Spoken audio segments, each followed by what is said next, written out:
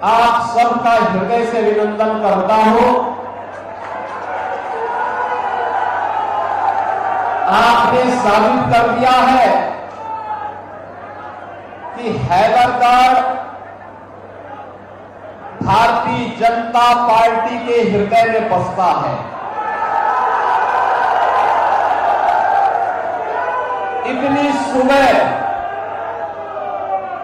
इतनी सुबह आपकी उपस्थिति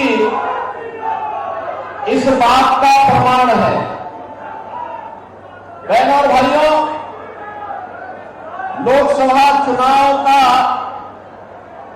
आज चतुर्थ चरण चल रहा है और चौथे चरण में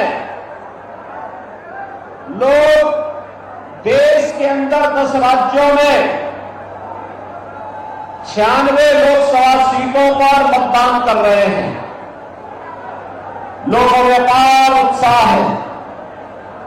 इससे पहले 3 चरण पूरे हुए 285 लोकसभा सीटों पर मतदान हुआ है और आज 96 और सीटों पर मतदान होगा।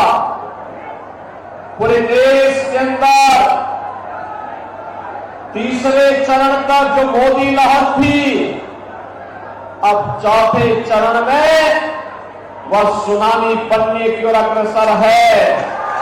कारण है पूरे देश से एक ही स्वर गूंज रहा है और वह है कि फिर एक बार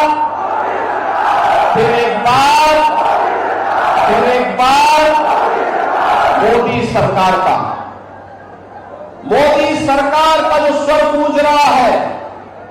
बहनों भाइयों, यह वैसे नहीं है, इसके पीछे कारण है। क्योंकि आज नया भारत देश और दुनिया के अंदर हुए परिवर्तन का साक्षी है। हम देख रहे हैं दुनिया के अंदर हमारा सम्मान बढ़ा है, सीमाएं सुरक्षित हुई है, विकास के कार्य तीव्र गति से आगे बढ़े हैं और गरीब कल्याणकारी योजनाओं ने नए रिकॉर्ड बनाए हैं। जो कांग्रेस के लोग, समाजवादी पार्टी के लोग बड़े बड़े दावे कर रहे हैं, इनके समय की सच्चाई यह है कि गरीब भूख से मरता था, किसान आत्महत्या करता था। बहनों भाइयों, नौजवान पलायन करता था और विकास के कार्य भ्रष्टाचार की भेड़ चढ़ जाते थे। आप याद करिए, आज मोदी जी के नेतृत्व में 10 वर्ष के अंदर जो परिवर्तन देखने को मिला है, पिछले 4 वर्ष से 80 करोड़ लोग देश के अंदर फ्री में राशन की सुविधा का लाभ प्राप्त कर रहे हैं। पिछले 10 वर्ष के अंदर आपने देखा होगा, आयुष्मान भारत योजना के अंदर 60 करोड़ लोगों को 5 लाख रुपए की स्वास्थ्य बीमा की सुविधा उपलब्ध करवाई गई। बहनों और भाइयों, 50 करोड़ गरीबों के जनधन अकाउंट खोले गए। 12 करोड़ किसानों को किसान सम्मान निधि का लाभ प्राप्त हो रहा है। 12 करोड़ घरों में शौचालय भी बने हैं। 10 करोड़ घरों में उज्ज्वला योजना का सिलेंडर भी पहुंच गया है। और बहनों भाइयों, 4 करोड़ गरीबों के मकान भी बन गए हैं। आप मुझे बताइए, ये जितना कुछ मोदी जी ने दिया है, क्या इसमें किसी का चेहरा देखकर, जाति पूछ करके दिया गया क्या? नहीं, इसका एक ही पात्रता का आधार था और वह था सबका साथ और सबका विकास। बहनों भाइयों, बिना भेदभाव के शासन की योजना का लाभ कैसे किया जाता है, यह उदाहरण मोदी जी ने प्रस्तुत किया। गांव को, गरीब को, किसान को, नौजवान को, महिलाओं को। और ये भी कहा है भारतीय जनता पार्टी तीसरी बार आएगी, राशन की योजना जारी रहेगी, किसान सम्मान निधि की योजना जारी रहेगी। बचे हुए लोग जितने भी हैं उन लोगों को भी मकान की सुविधा उपलब्ध कराएंगे, एक मकान उपलब्ध करवाएंगे। और बहनों भाइयों, सरकार ने ये भी आश्वासन दिया है, मोदी जी ने ये भी आश्वासन दिया है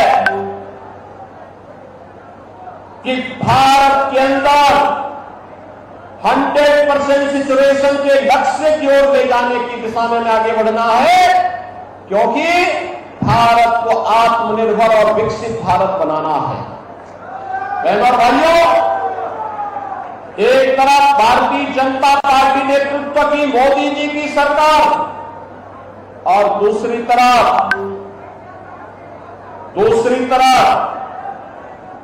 कांग्रेस और समाजवादी पार्टी का घोटालों का इतिहास। जब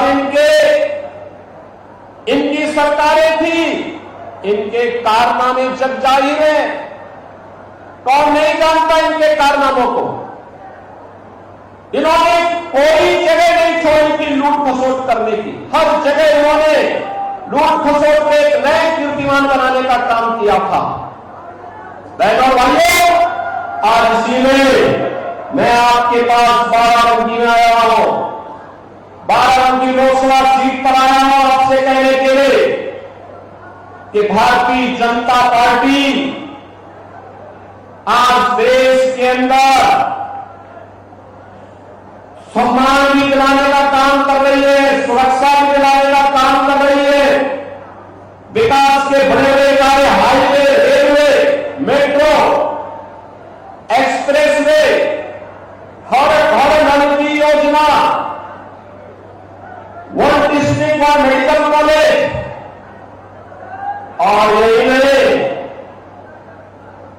AIIMS, IIT, IIM, IIIT, NIT जैसे संस्थान भी बनाने का काम कर रही है।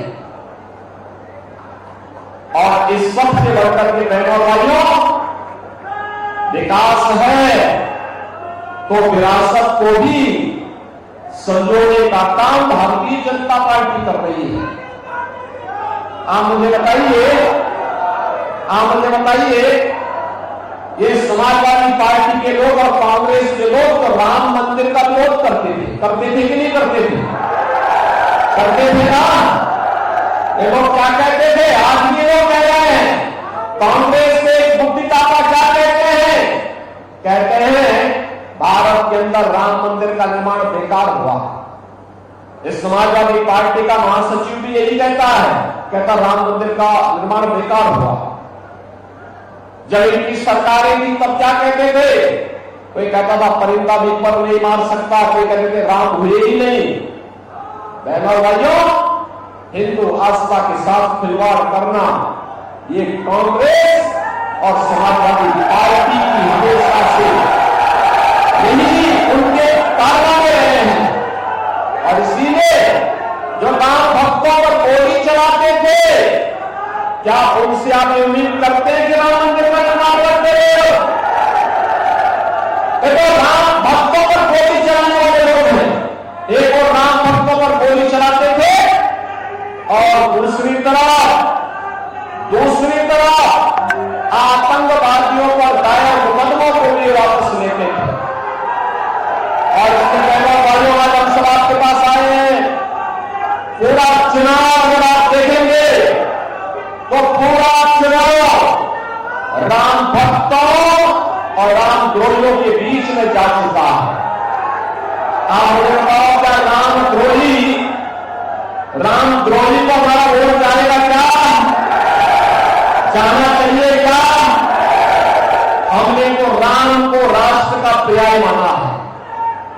और बहनों भाइयों, जो कल तक राम को नकारते थे, आज किस मुंह से राम की वे बात करेंगे? और हम तो इस बात को हमेशा से विश्वास करते रहे हैं कि हो ही वही जो राम रसी था। और इसीलिए प्रभु राम की भी इच्छा यही है कि उनका भक्त ही फिर से देश का प्रधानमंत्री बने। बनेंगे ना? ये जो परिवर्तन आया है, विकास का, सम्मान का, सुरक्षा का, गरीब कल्याण का और आस्था के सम्मान का भी, यह मोदी जी के करस्माई नेतृत्व के कारण ही संभव हो पाया है। उन्हीं के कारण संभव हो पाया। अन्यथा बहनों भाइयों, एक कांग्रेस का पक्ष करता, एक कांग्रेस अनुसूचित जाति, जनजाति और पिछड़ी जाति के विकारों और सेल लगाने का काम कर रही है।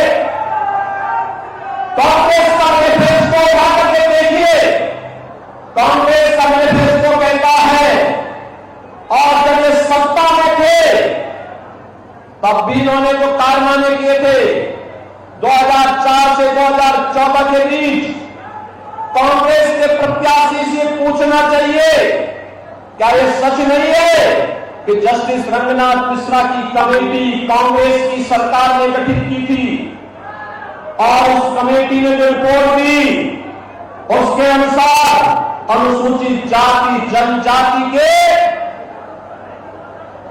यानी ओबीसी को मिलने वाले 27% आरक्षण को कमेटी ने कहा था कि मुसलमानों को इसमें से हिस्सा दे देना चाहिए। वो तो भारतीय जनता पार्टी ने विरोध किया था, तब जाके रुका। फिर उसने प्रयास किया, राजेंद्र सज्जन की अध्यक्षता में एक कमेटी गठित की और उस कमेटी ने रिपोर्ट दी कि क्योंकि धार्मिक आधार पर आरक्षण बाबा साहब भीमराव अम्बेडकर ने विरोध किया था, तो इस बार उन्होंने क्या शरारत की थी? इस बार शरारत की थी कि मुसलमानों की कुछ जाति को अनुसूचित जाति में शामिल कर देंगे। भारतीय जनता पार्टी ने इसका विरोध किया, कहा था कि अपने गरीब, दलितों का, वंचितों का, पिछड़ी जाति के लोगों के हकों पर डकैती डालने की छूट हम कांग्रेस को नहीं देंगे। तब जाके आरक्षण मिलता है। ये सपा और कांग्रेस के लोग जो वोट रहे हैं ना, इस सफेद झूठ है। सच्चाई यह है, ओबीसी और एससी एसटी के आरक्षण पर सेल लगाने का काम इन लोगों ने किया था, तो भारतीय जनता पार्टी ने इनको सेल नहीं लगाने दिया, अन्यथा यह आपका अधिकार मुसलमानों को सौंप देते थे। ये तो डॉक्टर मनमोहन सिंह जी जब प्रधानमंत्री थे उन्होंने कहा ही था कि देश के संसाधनों पर पहला अधिकार मुसलमानों का है।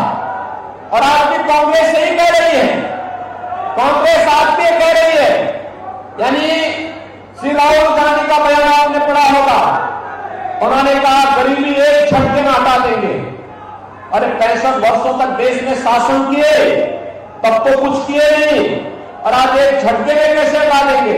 एक पत्रकार ने जब उनसे प्रश्न किया तो इन्होंने कहा कि एक झटके में हटा देंगे, क्या इसके लिए क्या करेंगे? उसने कहा हर नागरिक की संपत्ति का सर्वे करवाएंगे और फिर उसमें विरासत टैक्स लगा देंगे। विरासत टैक्स का मतलब आप जानते हैं ना, आपके बाप दादों ने जो संपत्ति बनाई है उस संपत्ति में से आधा हिस्सा कांग्रेस और सपा के गुंडे जबरदस्ती ले लेंगे। क्या आप इसको स्वीकार करेंगे? क्या स्वीकार करेंगे? क्या? अरे खून पसीना आपके पूर्वजों का और उसको हड़पने का काम है कांग्रेसी लोग करेंगे। क्या आप उसको स्वीकार करेंगे? क्या बहनों भाइयों, ये तो भारतीय जनता पार्टी की सरकार है, आज आपको सुरक्षा भी दे रही है। आपने देखा विरासत का सम्मान भी कर रही है, विकास भी करा रही है। अयोध्या धाम कितने लोग गए हैं? आपके तो पड़ोसी है भगवान राम, आप तो गए हैं। अयोध्या का विकास आपने देखा ना? नहीं, अयोध्या अच्छी लग रही है ना? और ऐसे ही विकास, जैसे अयोध्या में विकास हो रहा है, ऐसे ही हम लोग महादेवा का भी विकास करने जा रहे हैं। पूरा स्वीकृति कर दी गई, सब कुछ कार्य योजना आगे बढ़ चुकी है। हमने सतीश शर्मा को इसी कार्य के लिए लगाया हुआ है। भाइयों, ये काम केवल भाजपा कर सकती है।